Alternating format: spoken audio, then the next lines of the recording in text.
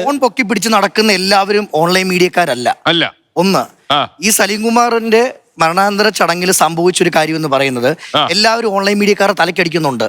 ഇതില് മുഖ്യമന്ത്രി V D സതീശന് മാല ഇട്ട് കൊടുത്തത് ഓൺലൈൻ മീഡിയക്കാരനാണോ? ദിലീപേട്ടൻ വന്നപ്പോ സെൽഫി എടുത്ത ഓൺലൈൻ മീഡിയക്കാരനാണോ?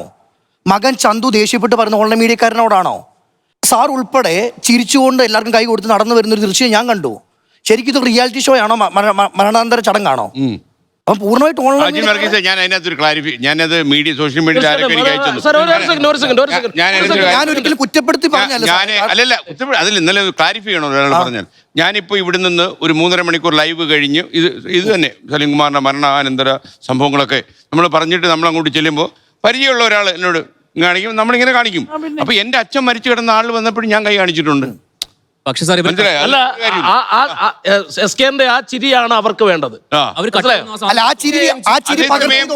ഒരു യൂട്യൂബർ എന്നോട് ചോദിച്ചു അങ്ങേക്ക് പ്രതികരിക്കാൻ. അത് തന്നെയാണ് അജിൻ ചോദിച്ചത്. ഞാൻ പറഞ്ഞത്, അതായത് ഒരു അവാർഡ് ഷോയിൽ വരുന്നത് പോലെ ജനങ്ങൾ അപ്പുറം ഇപ്പുറം നിൽക്കുന്നു, താരങ്ങൾ വരുമ്പോൾ കൈ കൊടുക്കുന്നു.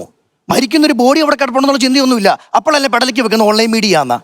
എല്ലാം ഒന്നും ഓൺലൈൻ മീഡിയ കുറ്റം പറയാൻ പറ്റത്തില്ല സാറേ. പിന്നെ ഈ നടിമാരുണ്ടല്ലോ, നടിമാര് പേഴ്സണലി ഈ പറയുന്ന പ്രമുഖ നടിമാര് ഓൺലൈൻ മീഡിയയിൽ ഓരോരുത്തരെ വിളിച്ചിട്ട് ഞങ്ങൾ ഇത്ര മണിക്ക് വൈറ്റിലെ ബസ് സ്റ്റാൻഡിൽ വരും, 11:30 ലുലുമാളി വരും എന്ന് പറഞ്ഞു പോകുന്നവരെ എനിക്കറിയാം. അങ്ങനെ പറയാറുണ്ട്.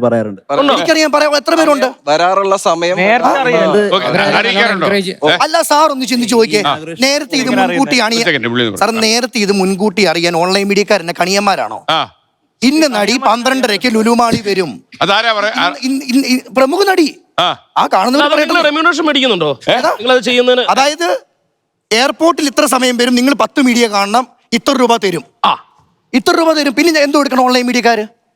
എന്നിട്ട് വന്നു കഴിയുമ്പോൾ നടിമാരെല്ലാം പരിശുദ്ധ. അവരോട് ചോദിക്കുന്ന ചോദ്യങ്ങൾക്ക് ഒരു മര്യാദയാവാലോ. ഏത്?